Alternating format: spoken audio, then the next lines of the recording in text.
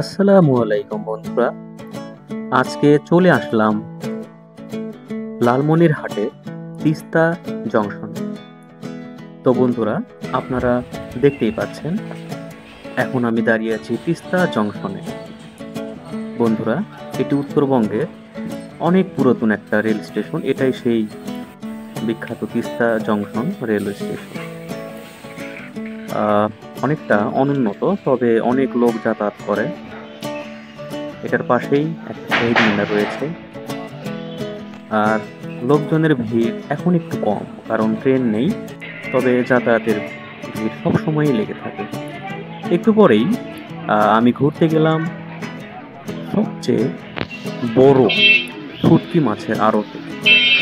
দেখতেই পাচ্ছেন অনেক রকম শুটকি এখানে শুকানো হচ্ছে এবং বস্তা করা হচ্ছে, যেগুলো বাইরে চলে যাবে। এখানে অনেক রকমের শুটকি রয়েছে, অনেক প্রজাতির।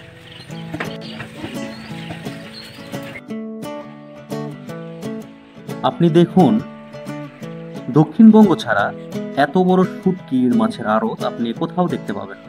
এখান থেকে উত্তরবঙ্গের বেশিরভাগ জায়গায় শুটকি সরবরাহ করা হয়। এখানে অনেক রকমের শুটকি রয়েছে, 20 থেকে 25 ধরনের আইটেমের। এখানে পাশাপাশি অনেকগুলো দোকান। এখানে আরেকটা দোকানে আমি ঘুরতে গেলাম, সেখানে এটা সম্ভবত কোরাল মাছের শুটকি, যেগুলো ঝুলিয়ে রাখা হয়েছে, দেখতে অনেক সুন্দর লাগছে। এখানে অনেক শ্রমিক কাজ করছে, তাদের জীবিকা নির্বাহ করছে এটাই। তো বন্ধুরা, যারা এখানে ঘুরতে আসবেন তারা অবশ্যই শুটকির আড়তটাও ঘুরে যাবেন। তার পাশেই ছোট্ট একটা গ্রামীণ বাজার, এবং বাজারের ভিতরে এই লোকটি গান করছিল।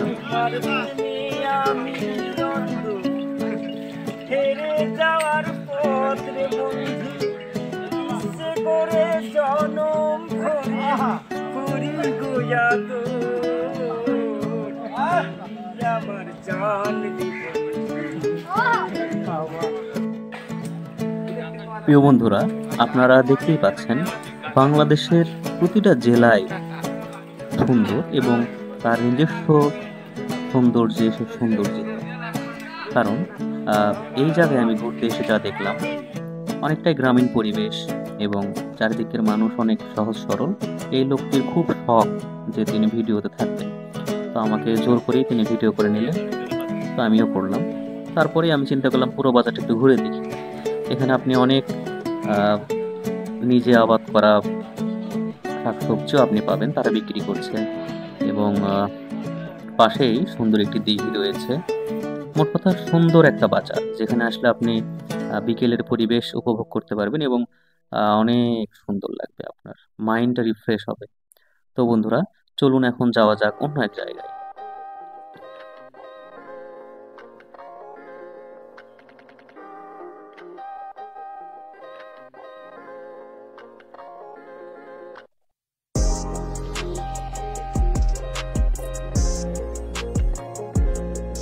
আমি এখন হেঁটে হেঁটে খুব কষ্ট করে যাচ্ছি প্রধান আকর্ষণ উত্তরবঙ্গের বিখ্যাত তিস্তা রেল সেতু, যেটার মাধ্যমে উত্তরবঙ্গের সাথে সব জেলার যোগাযোগ খুব সহজতর হচ্ছে। প্রিয় বন্ধুরা, আপনারা দেখতেই পাচ্ছেন আমার এই জায়গা ভ্রমণের প্রধান আকর্ষণ তিস্তা রেল সেতু।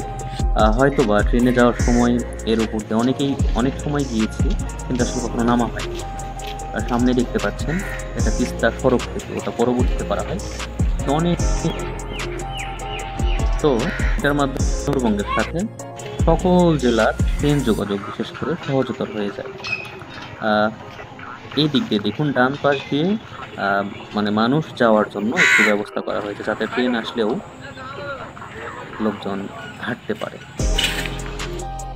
এখানে মূলত তিস্তা নদীর যে সৌন্দর্য সেটা দেখা যায়, এবং বিশেষ করে বিকালে লোকজনের অনেক ভিড় হয়।